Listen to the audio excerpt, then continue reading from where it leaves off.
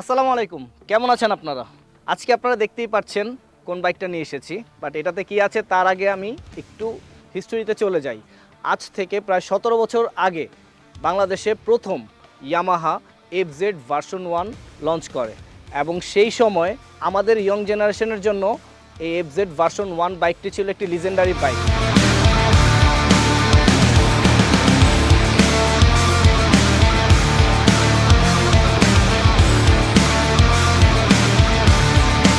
So hybrid শুনেই আপনারা ভেবেছেন এটা ইলেকট্রিক বাইক। না, এটা মোটেও ইলেকট্রিক বাইক না, এটা সম্পূর্ণ একটা অকটেন ইঞ্জিন বাইক। সেই সাথে আপনারা দেখতে পারতেছেন এখানে একটা মোটর কনসোল করা হয়েছে, যে মোটরটা স্টপ এবং স্টার্ট করার সময় শুরুতে মোটর থেকে আপনার পাওয়ার জেনারেট হবে। এখানে stop start system technology add করে দিয়েছে, যে কারণে আপনি যখন জ্যামে বসে থাকবেন তখন বাইকটি অটোমেটিক্যালি হাইব্রিড মোডে চলে যাবে এবং আপনার ফুয়েল এফিসিয়েন্সি অনেক বেশি পাবেন। এবং আমি রাইড করে লাস্ট বিগত কিছুদিন বাইকটিতে আমি মাইলেজ 60+ পেয়েছি, যেটা একটা 150 সিসি বাইকের জন্য আসলে আমাদের জন্য ব্লেসিং।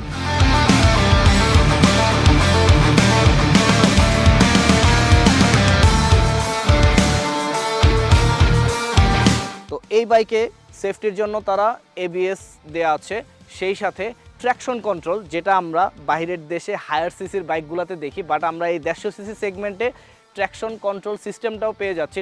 এবার এই বাইকে আপনারা অলরেডি দেখছেন, যেটা আগেও ছিল, ডিআরএল লাইট ব্যবহার করা হয়েছে। সেই সাথে আগে ইন্ডিকেটরটা উপরে ছিল, এখন বডির সাথে সরাসরি এলইডি ইন্ডিকেটর অ্যাড করা আছে।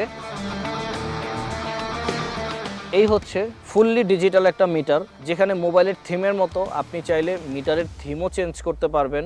শুধু তাই নয়, এখানে ফাংশনগুলো সব দেয়া আছে।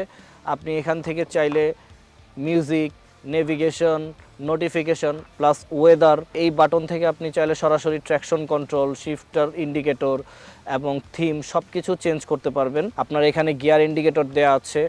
সেই সাথে এখানে হচ্ছে সেই অটো হাইব্রিড মোড অন এবং অফ, আপনি চাইলে আপনার ইচ্ছা মতো অন অফ করে রাখতে পারবেন। এবং আরেকটা জিনিস হচ্ছে, এটাতে ডে লাইটের সময় অটোমেটিক্যালি ফটোসান একটা টেকনোলজি আছে, যে কারণে হচ্ছে ডার্ক মোডে চলে যাবে এবং রাতের বেলায় আবার সেটা অ্যাডজাস্ট করে নেবে।